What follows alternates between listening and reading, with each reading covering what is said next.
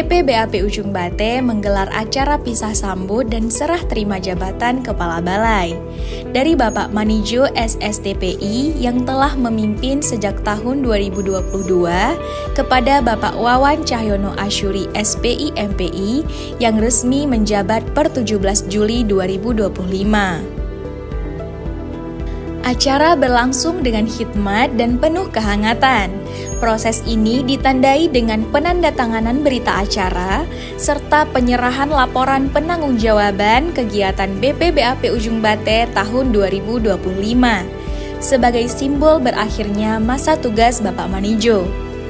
Seluruh pegawai dan jajaran BPBAP Ujung Bate memberikan apresiasi yang tulus atas dedikasi kepemimpinannya dan juga pengabdian beliau selama lebih dari 3 tahun terakhir ini.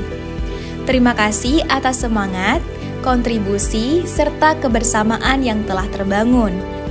Kini, tongkat estafet kepemimpinan diteruskan kepada Bapak Wawan Cahyono Asyuri. Semoga beliau membawa semangat baru, inovasi, dan energi positif untuk kemajuan BPBAP Ujung Bate. Selamat bertugas Bapak Wawan. Mari terus bersama membangun sektor kelautan dan perikanan yang unggul, profesional, dan berdampak bagi Indonesia.